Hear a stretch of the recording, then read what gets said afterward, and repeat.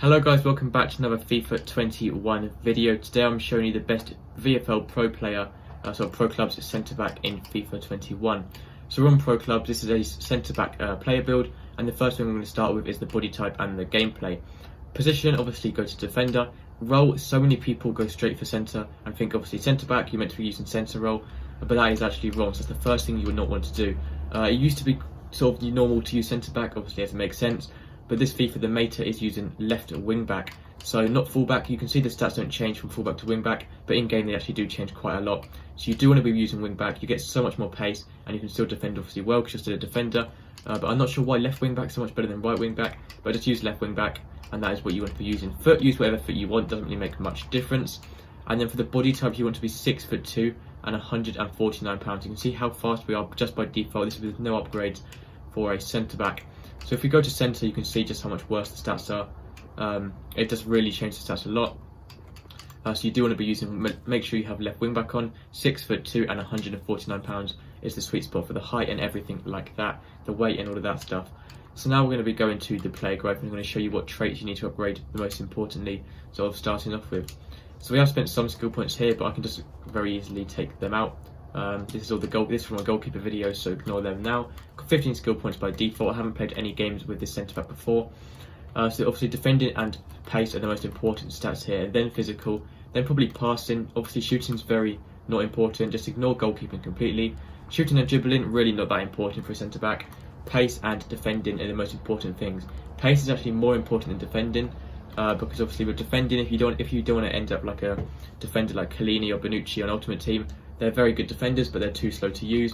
You want to be as fast as centre-backs such as Joe Gomez, not great at defending, but a lot of people use them at the start of the game because he's so fast, like Varane as well. So acceleration and sprint speed. Acceleration is actually more important for a centre-back, but sprint speed is obviously just as important really as well. Just general pace is very important. The next most important thing is jumping and also stamina. Stamina and jumping are very, very important. Jumping is down here, so they're both on the physical page.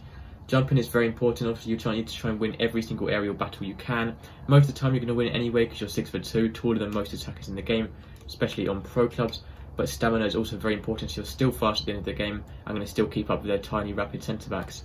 Wingers and attackers. Defending, most important ones are mostly standing tackle and sliding tackle. Slide tackle is quite good by default, so I would not focus on that yet. Defensive awareness is very good by default, so defending focus, whatever it's called, defensive awareness, I think it is just known as that. It's very good by default, so don't worry about that too much. Interceptions, quite important as well. Maybe sort of get that up to about 80, then it's not too important. Stand tackle is very low by default, so you do want to try and get that up as much as you can.